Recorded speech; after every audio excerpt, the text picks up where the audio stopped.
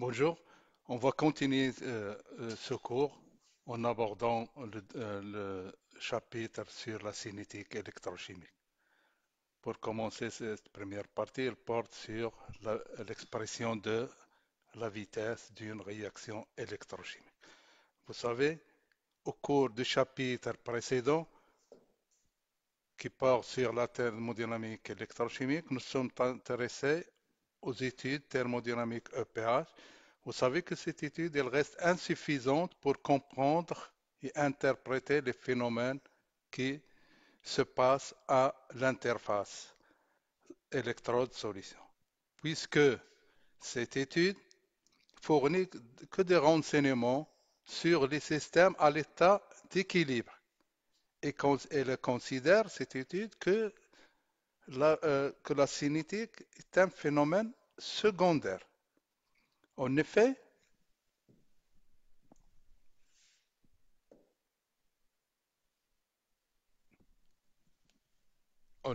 l'étude de la vitesse des réactions électrochimiques apporte des informations complémentaires qui peuvent prédire la prévision des réactions à l'interface électrode-solution. De ce fait, que la cinétique électrochimique s'impose comme un facteur essentiel pour la compréhension des phénomènes qui se passent à l'interface métal-solution.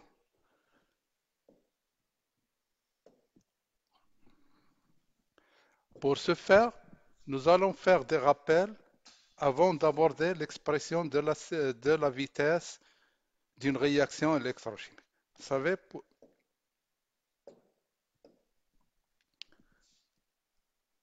une réaction électrochimique, ça s'écrit ox plus un électron, ça donne un rad.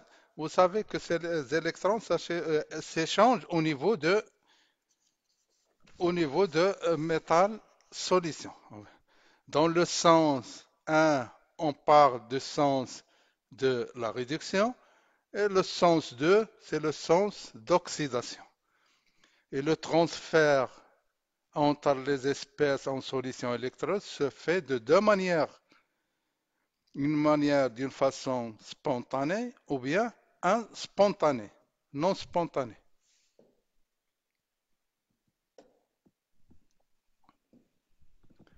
Voyons maintenant une réaction spontanée qu'on peut écrire, schématiser par la figure suivante. Donc, vous savez que là c'est la cathode, là, c'est l'anode, et là, on aura transfert au sein de la solution des espèces. À la cathode, au pôle positif, il se fait une réaction de telle façon d'une réduction de l'oxydant le plus fort vers le réducteur le plus faible. Puis, l'autre réaction, demi-réaction, c'est l'oxydation de RAID 1.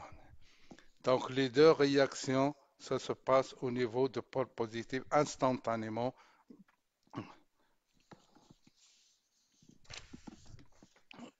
Autre chose,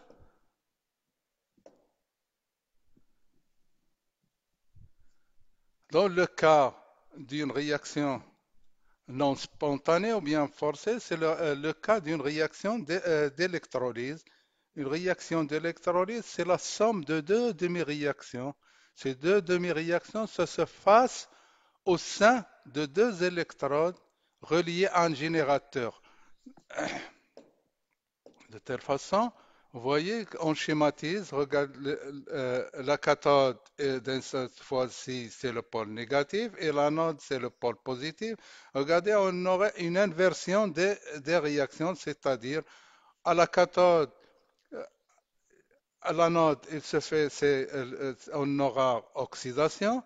Et là, à la cathode, on aura une réduction, c'est-à-dire réduction de l'espèce de l'Occident le plus faible.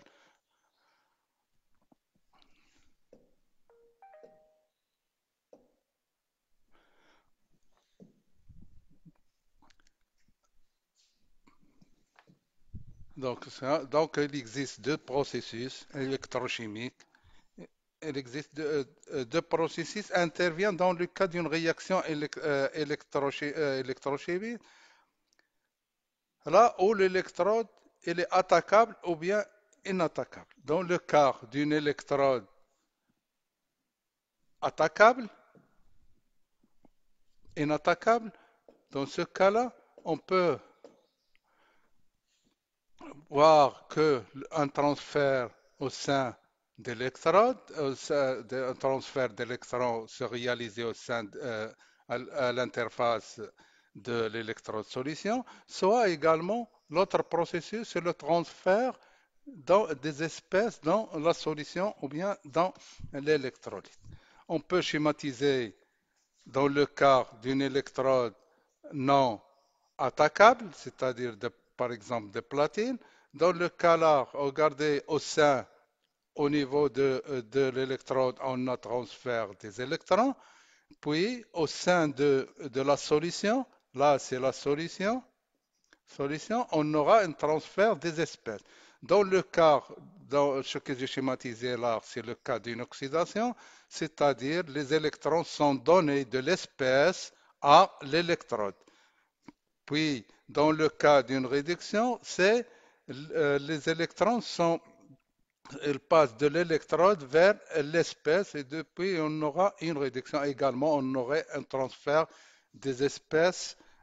Dans le cas, en concernant le signe de, le courant, c'est-à-dire on aura dans le cas de l'oxydation, on peut avoir un courant anodique, c'est-à-dire il est positif. Par convention, il est positif. Dans le cas d'une réduction, on parlerait d'un courant cathodique, c'est-à-dire par convention, elle est négative. Il passe de l'électrode vers, vers le conducteur. En ce qui concerne l'oxydation, c'est le courant positif, il part de l'électrode vers la solution.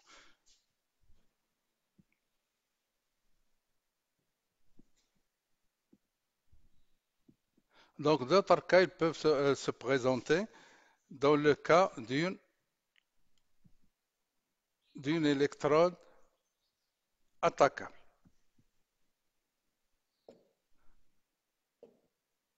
Dans l'électrode attaquable, c'est-à-dire il participe à la réaction. On peut, dans ce cas-là, exemple, un métal dans son sel, par exemple le cuivre Cu dans une solution Cu2+. Donc on aurait soit, on peut avoir soit une oxydation, soit une réduction. Donc j'ai schématisé dans, dans ce qui suit. J'ai schématisé les deux cas. Dans le cas d'une oxydation, vous voyez, on aura dissolution de Cu, Cu vers la solution. Dans le cas d'une réduction, c'est-à-dire les électrons sont pris par l'espèce Cu2+, pour se déposer sur l'électron. Et toujours par convention, on note que dans le cas d'une réduction, le courant elle est négatif. Dans le cas d'une oxydation, le courant elle est positif. Voyons maintenant la notion de type d'électrode, c'est-à-dire soit une électrode simple ou bien une électrode multiple. Dans le cas d'une électrode simple,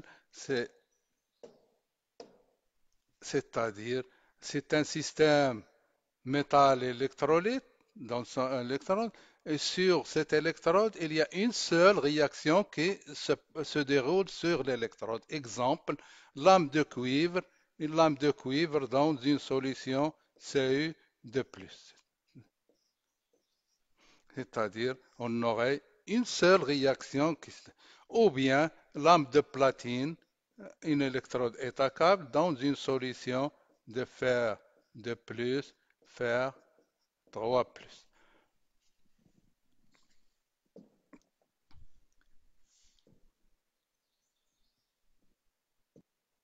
Voyons maintenant le potentiel que peut prendre une électrode simple. Dans dans le cas précédent, c'est-à-dire à l'abondant, le potentiel à l'équilibre, c'est-à-dire à l'abondant, dans le cas où le courant est nul, on parle de l'abondant. C'est-à-dire que le potentiel, il peut être que, c'est-à-dire I est égal à zéro, ou bien on parle du potentiel thermodynamique, c'est le potentiel d'équilibre. Dans notre cas, concernant l'électrode de cuivre dans une solution Ce2+, elle est donnée par E est égal à E0 plus RT sur NF log de l'activité de Ce2+.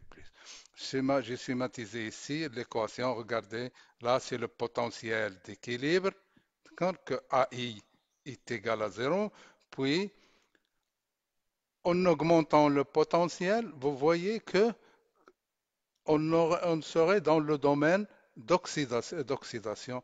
Dans le cas contraire, on serait dans le cas de réduction. C'est-à-dire, si on augmente la quantité de Ce2+, c'est-à-dire on aurait une dissolution de métal, c'est-à-dire on va de Cu à Ce2+, et par suite, les concentrations de Ce2+, ça augmente dans la solution, et par suite, le potentiel, il va être supérieur au potentiel thermodynamique.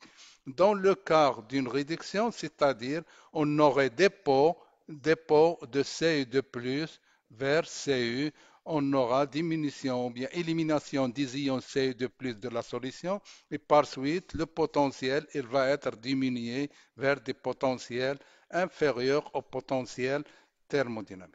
Et par suite, si on dans le cas de l'oxydation, on parle d'un courant anodique. Dans le cas de la réduction, on parlerait d'un courant cathodique.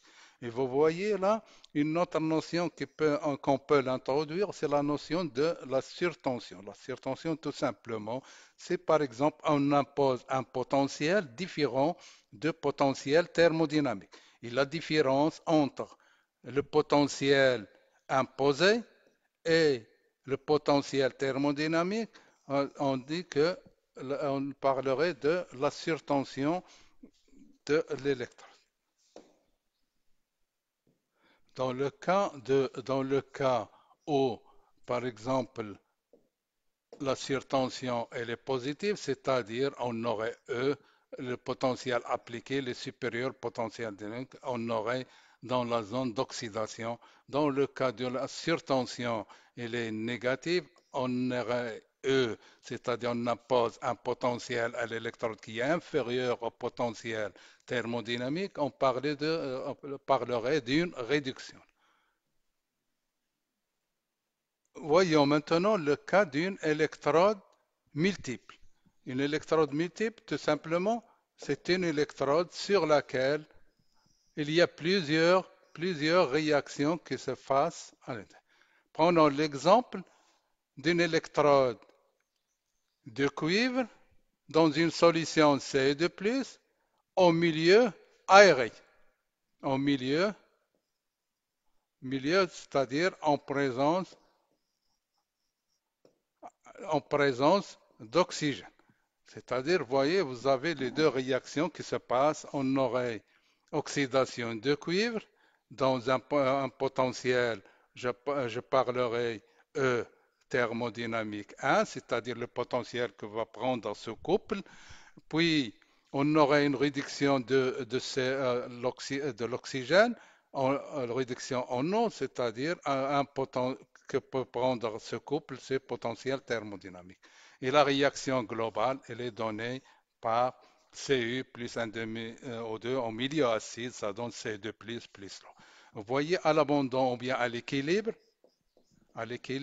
on aurait, c'est-à-dire A est égal à zéro, le courant est nul, le potentiel d'électrode se stabilise un potentiel qu'on appelle, c'est un potentiel EM, c'est un potentiel mixte, c'est-à-dire il doit être situé entre le potentiel thermodynamique 1 et le potentiel d'équilibre de l'autre couple.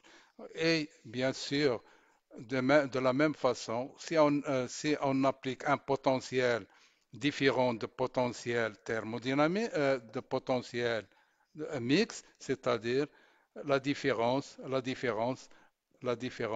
ça, on parlera de subtension ou bien de polarisation de l'électron.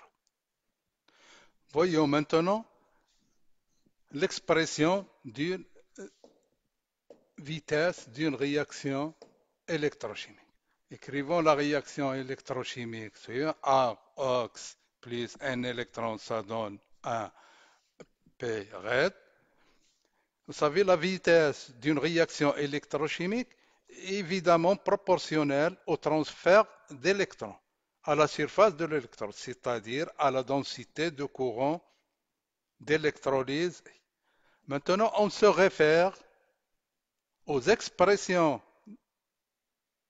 des vitesses de réaction en cinétique comme en cinétique chimique. La vitesse de réaction peut s'écrire la vitesse de réduction, c'est-à-dire est égale moins A sur la variation de nombre de moles de ox par rapport au temps, également la vitesse d'oxydation, elle est donnée par la variation de nombre de moles de réducteurs produits dans la réaction par rapport à une unité de temps. Avec, bien sûr, dNOx, c'est la variation de nombre de moles. dNOx, c'est la variation de nombre de moles de corps ox disparaissant, bien sûr, par unité de surface et par unité de temps. dN red, c'est la variation de nombre de moles de red, de l'espèce red, apparaissant par unité de temps et par unité de surface. Et par convention, toujours, on parlerait de courant anodique, c'est-à-dire euh, le courant anodique I, il est positif, ou bien courant cathodique, le courant il est négatif. On peut utiliser ou bien relier les vitesses des réactions définies, qu'on a définies tout à l'heure, à la densité de courant d'échange d'électrons nécessaire à l'oxydation ou la réduction.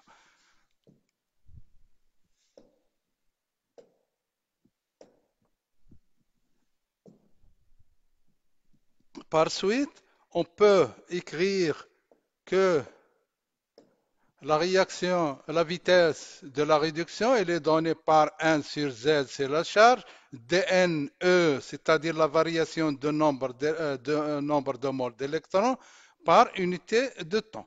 Avec dNE, bien sûr, c'est la variation négative du nombre de moles d'électrons échangés par unité de surface de l'électrode pendant un temps.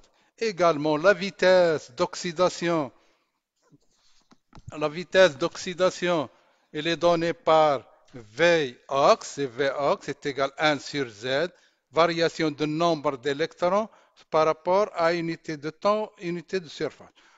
On peut, sachant que une mole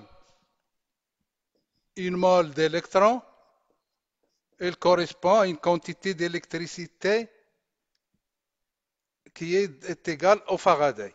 Et par suite, NE, TNE, la variation de nombre de moles, il peut échanger une quantité d'électricité et avec dQ, dQ est égal à F fois dNE. C'est bon?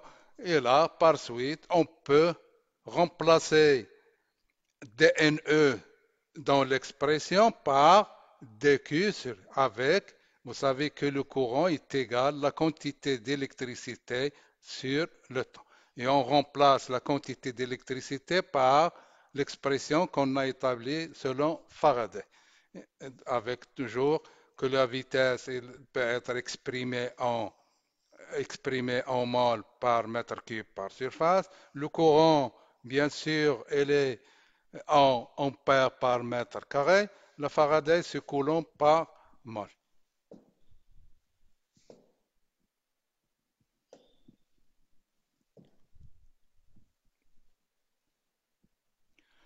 D'une manière générale, on peut écrire en manière VR vers la vitesse de réduction est égale à moins 1, moins le courant remplacera dans l'expression précédente, ça va vous donner une relation entre la vitesse et le courant de réduction. De même, une relation entre la vitesse d'oxydation et le courant d'oxydation. C'est-à-dire que le courant c'est un indicateur, c'est un paramètre qui peut nous donner une indication sur la vitesse de réaction. D'une manière générale, on peut écrire que la vitesse d'une réaction électrochimique est égale au courant, ou bien la densité de courant sur la charge avec V toujours en mol par mètre carré par seconde. Également, le courant est exprimé en ampères par mètre carré. Dans le cas d'une Oui, maintenant, dans le cas où si l'oxydation et la réduction, ça se passe simultanément, c'est-à-dire en même temps, les deux réactions, ça se passe. Donc la densité, on aura une densité globale ou bien est égale au courant, est égal le courant d'oxydation plus le courant de réduction, et cela, on remplacera IOX par NF fois VOX d'après l'expression précédente, et VR est égal à moins NF fois VR. Dans le cas-là, donc, dans ce cas-là, on aura, c'est-à-dire qu'on aura un courant global est égal à la somme du courant anodique plus le courant cathodique. C'est la vitesse qu'on va enregistrer. À l'équilibre, bien sûr, les deux vitesses sont égales. Vox est égal à Vr. Bien sûr, à l'équilibre, le courant est nul. Et par suite, on aurait égalité de, de courant anodique et cathodique. Bien sûr, je parlerai à l'équilibre. Voyons maintenant le mécanisme de réaction électrochimique. Vous savez, une réaction électrochimique au sein de l'électrode, il peut se dérouler en plusieurs étapes, c'est-à-dire plusieurs facteurs ça, influent cette vitesse de réaction. Il y a l'apport ou bien l'approche des réactifs vers l'électrode, il y aurait des transformations localisées au sein, plus loin de l'électrode. Également, on aurait, après échange d'électrons, on aurait éloignement des espèces de l'électrode vers la solution. Et tous ces phénomènes, ils influent sur la réaction ou bien sur la vitesse d'électrode. Comme j'ai indiqué maintenant dans ce diapo-là, qu'une réaction électrochimique peut se dérouler en plusieurs étapes, c'est-à-dire on aurait transfert de masse, c'est-à-dire déplacement des espèces de la solution vers l'électrode. Également, on aurait des transformations chimiques. Le produit, il vient vers l'électrode, il subit des transformations chimiques. Par exemple, il y aura des absorptions, désorptions de réactifs. Également, des réactions de surface, c'est-à-dire des transformations, adsorptions sur la surface. Puis, on aurait échange de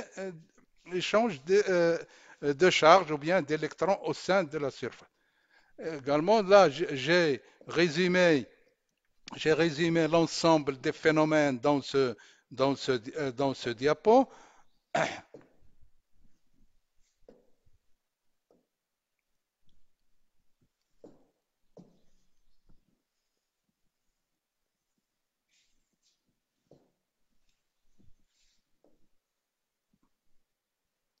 Dans ce diapo, j'ai résumé l'ensemble, ou bien on a schématisé les transformations que peuvent se produire au sein de,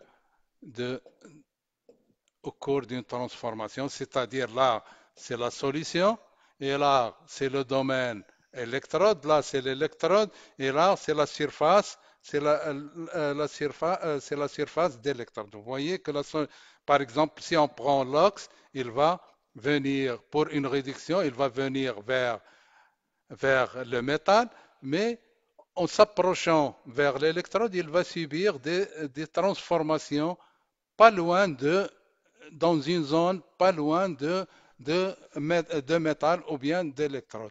Puis on aura échange d'électrons, il va repartir vers la solution. Et tous ces phénomènes ou bien ces transformations, ils influent sur la vitesse d'une réaction.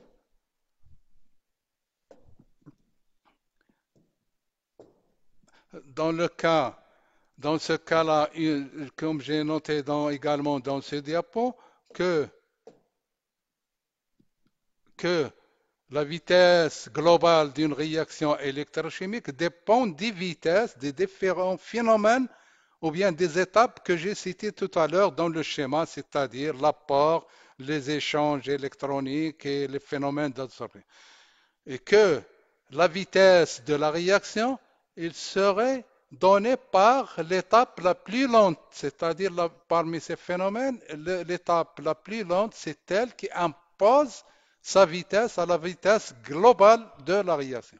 Et on peut dire également, autrement dit, que l'étape cinétiquement déterminante ou bien limitante de la réaction globale, c'est-à-dire que l'étape la plus lente au cours de ces transformations qui détermine la vitesse globale de la réaction électrochimique. Et dans ce cas-là, on dit que c'est l'étape cinétiquement limitante ou bien déterminante. On remarque également deux cas qui peuvent se présenter. Dans le cas où le transfert de charge qui est lent, on parlerait d'une activation pure. Et le courant, il serait donné par une expression exponentielle au potentiel appliqué. Dans le cas où le transfert de la matière, c'est-à-dire le déplacement des espèces de la solution vers l'électrode, que cette étape est limitante ou bien lente, on parlerait de courant ou bien de la diffusion pure. Et dans ce cas-là, le courant il est proportionnel à la quantité de matière déplacée ou bien transformée. Dans le cas, voyons maintenant les facteurs qui peuvent influencer la vitesse d'une réaction électrochimique. On trouve parmi ces facteurs, bien sûr, comme en cinétique chimique, la température, c'est un facteur indéterminant. Également, la concentration des ions dans la solution. Également, l'état de surface ou bien la surface de l'électrode. Il s'ajoute également, par rapport à la cinétique chimique, il s'ajoute un paramètre qui est le potentiel appliqué. Et également, le transport de la matière, c'est-à-dire la diffusion ou bien la migration des ions. Donc, tous ces phénomènes influent la vitesse. Donc, j'ai mis en équation l'intensité ou bien le courant est égal à F fois T fois S fois E. Dans le cas, si on prend à température, à surface et concentration, si on fixe ces paramètres, et on trace I en fonction de E, dans ce cas-là, on parle des courbes intensité, on parlerait des courbes intensité potentielle. D'où l'appellation des courbes intensité. L'étude cinétique électrochimique est souvent illustrée par les tracés de courbes intensité potentielle ou bien parfois on les appelle des courbes de polarisation ou bien courbes intensité potentielle.